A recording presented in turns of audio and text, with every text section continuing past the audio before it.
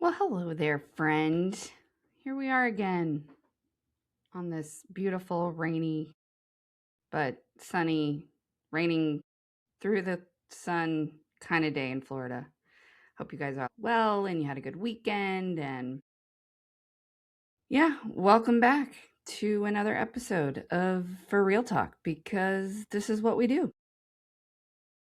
So let's get into it. If I could describe myself in one word, okay, it would be storyteller because I've always been obsessed with stories.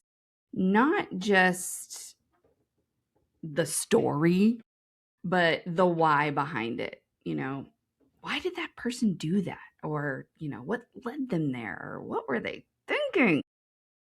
Because if you really think about it, stories teach us everything we need to know. I come from a family of comedic storytellers.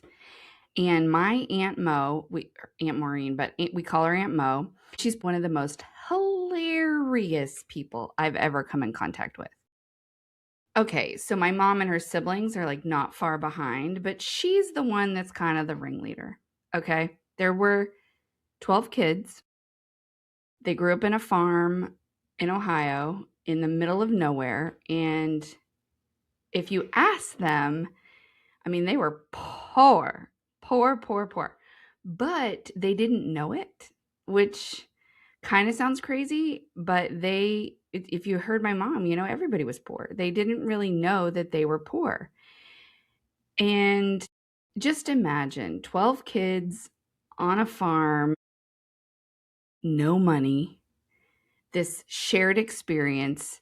Trust me when I say there are endless amounts of stories. And some of the best moments of my childhood were spent, you know, sitting around in rusty lawn chairs or crammed around a crowded kitchen table, just listening. And I mean listening.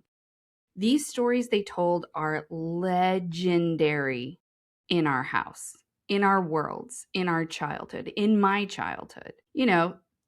There were pterodactyl beatings and glow in the dark footprints on the ceiling before there was glow in the dark paint. You ask yourself, how does that happen? And they talk about endless baseball games and, in the summer. This is a real story. Someone with a cigarette in their mouth and getting it shot off by a bullet while they were driving down the road. There's one about a sheriff chasing a monkey or refusing to chase the monkey once you really hear the story. Cars in the creek. My uncles got kidnapped. Like, you can't make this stuff up, okay? And the crazy thing about all of this is every time I hear them, they get better.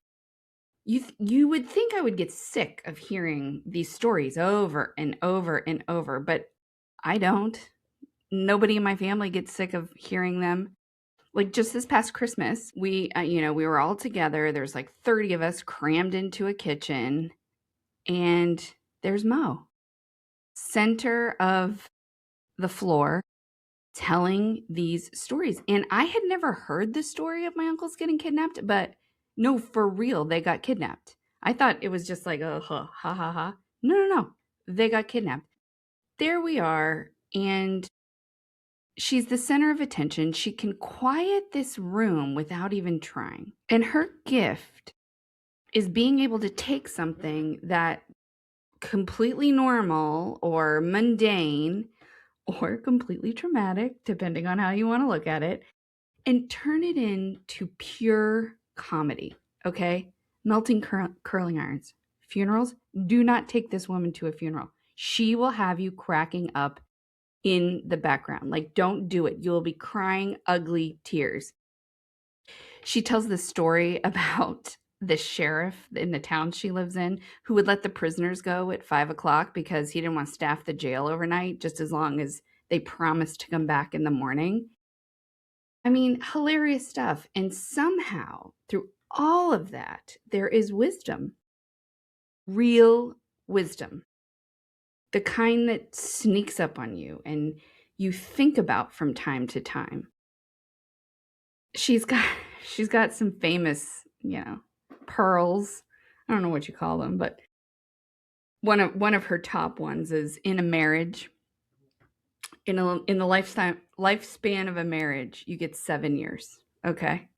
7 good years, and they may not be all in a row. You might get a day here, an hour here, then 10 years go by, and it's terrible. And then you get, like, a month here, or maybe you get a full year, you don't know. Hilarious. Or, more recently, we've had a couple of babies be born into the family, and it reminded me of I had 4 kids, and she would always tell me, "Christy, honey, the point of pregnancy is to actually look forward to labor." I mean, it's therapy. It's therapy when you need it. It's comedic therapy. And I mean, let's be honest, this is why I'm super drawn to storytelling, because when it's real, when it really comes from a lived experience, it can actually change you. It's changed me, and it gives you perspective. Like, and if you're really listening, I mean, sometimes for some of us, we have to live through the stuff. But sometimes when you hear a story, you can relate to it and actually learn from it. And this idea of perspective is not dead. Through other people and their stories, that's how we learn how they think and how they justify things and how they survive. And maybe more importantly, how they make sense of their lives. But that's only if we can hear them and if we're willing to actually listen to what they're saying, right? And this is where I start to have questions, because right now we live in this world where we're constantly seeing everything through the lens of other people's videos and other people's content that they're putting out there. But it made me think about the people that we are letting into our lives, into our kids' lives. And okay, my teenagers are going to cringe here. So my apologies to my own teenagers. This is totally cringeworthy, but listen, for the past couple of months, I've gone on all the social media. I mean, you name it, I've gone on it, and I'm trying to understand it, unpack it. And I'm really paying attention. I'm following all the top creators. I'm watching what goes viral. I'm watching what my kids think is cool. And I keep thinking, like, what are these people doing? What are they actually doing? What are they saying? I mean, look, for the love of all things holy, how many video game clips and makeup tutorials can actually exist? Seriously, there are millions. Millions. What stories, actual stories, are we ingesting? Where are the life lessons here in all of this? I listened to a podcast where this very famous person, the interviewer was like, you're on social media all the time, aren't you? She's like, oh yeah, my screen time is averages 16 hours a day. 16 hours a day? I mean, I'm having mild panic attacks when mine hit like 4 hours a day, and that's through all of this and watching and paying attention. But 16 hours a day, you're on social media? Wow. And I'm thinking, where are the life lessons in this? Are we learning any from this? 16 hours of your attention a day? Holy cow. Because for me, a lot of it feels fake. Like performative, inauthentic.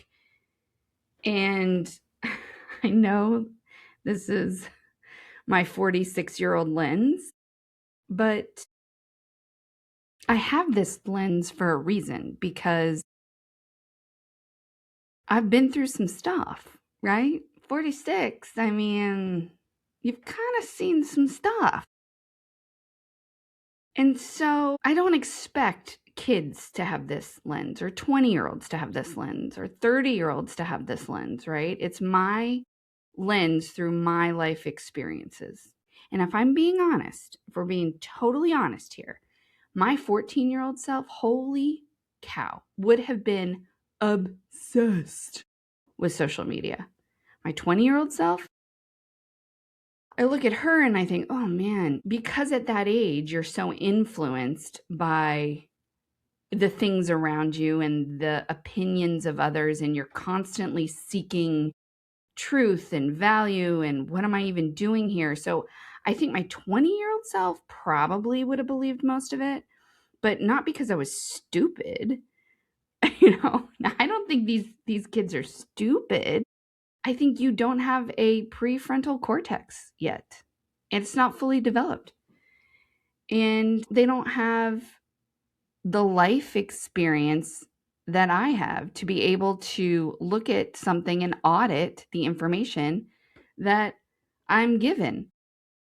So, I mean, I don't want to come off all preachy. Like, it's not their fault, right? If somebody had handed me a mic at 20, I mean, oh my God, talk about cringe. Like, what would I have said? What would I have said?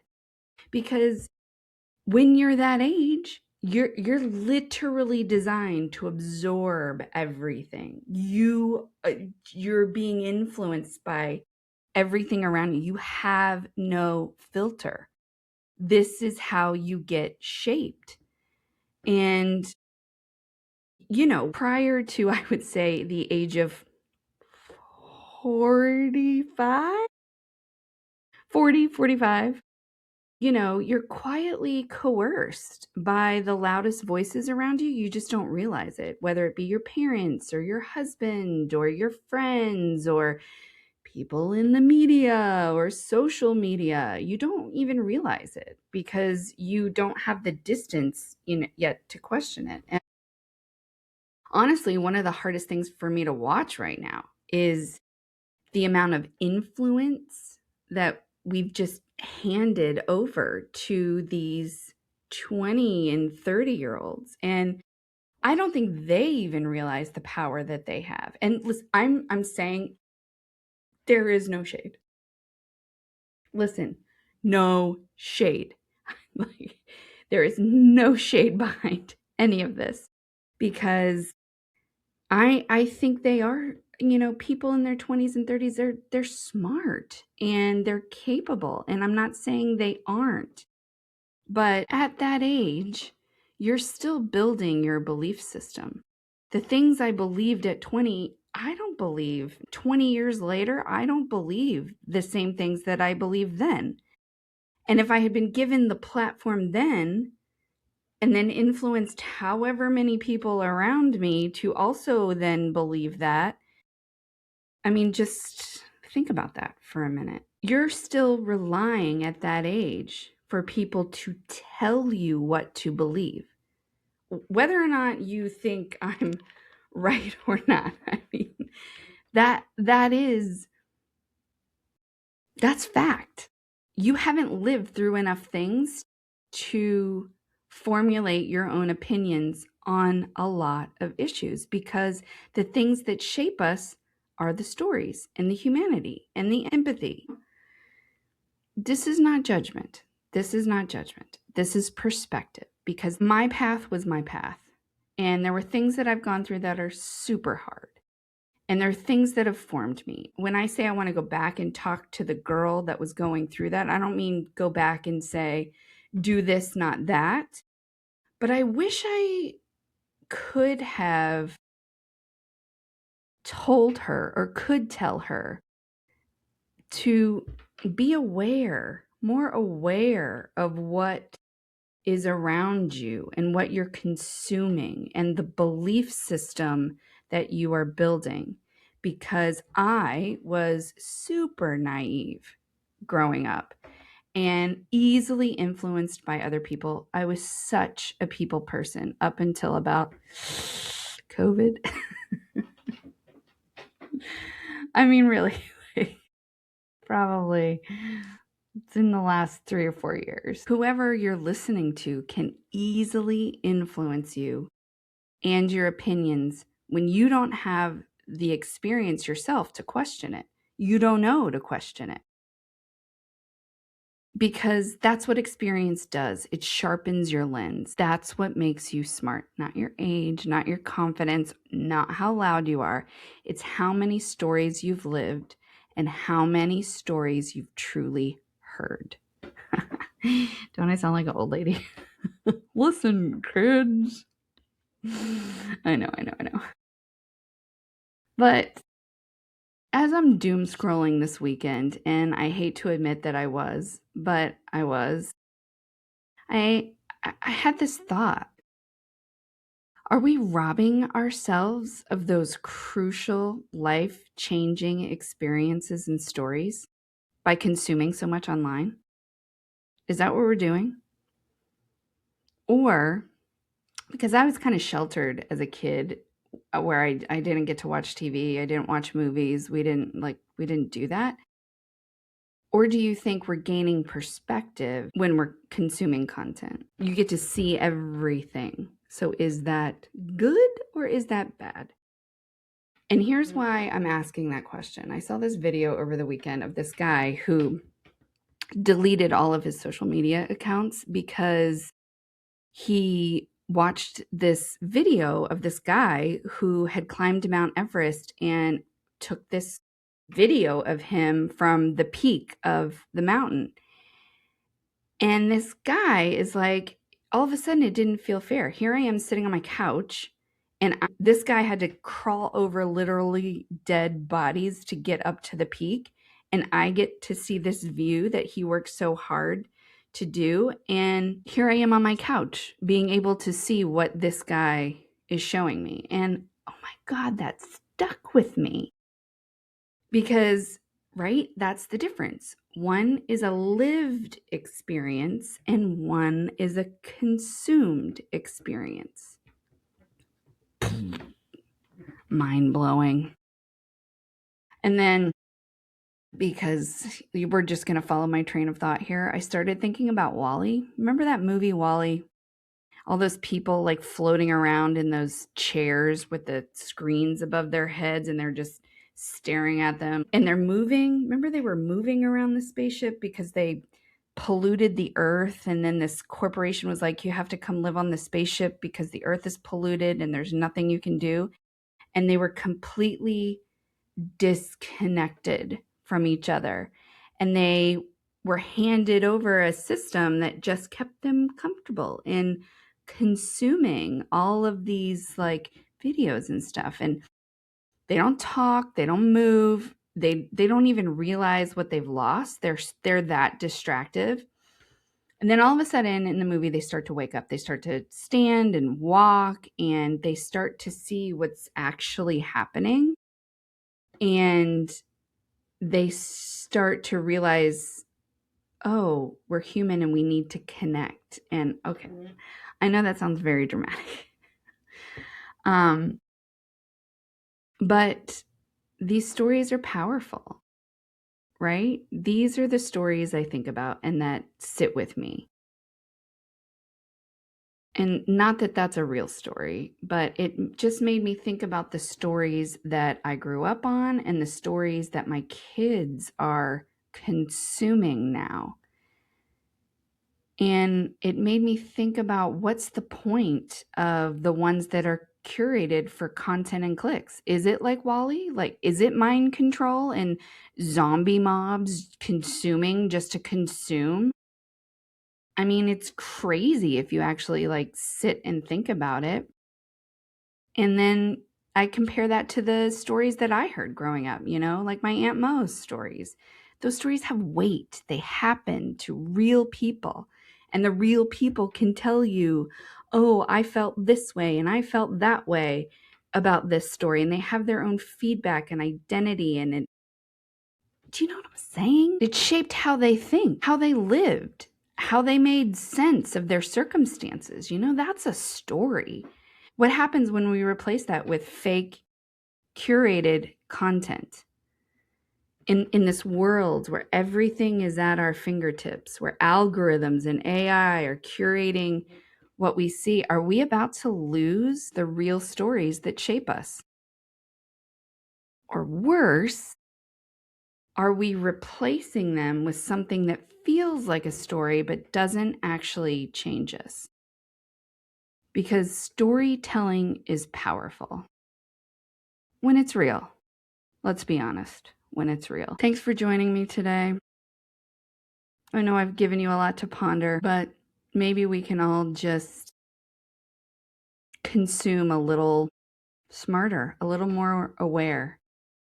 Or maybe you'll be empowered to get out here and create something of your own if you've got a story and a journey to share, because those voices aren't that loud right now. And man, I really, really think we could use them. I could use them. My kids could use them. So get out there. Till next time.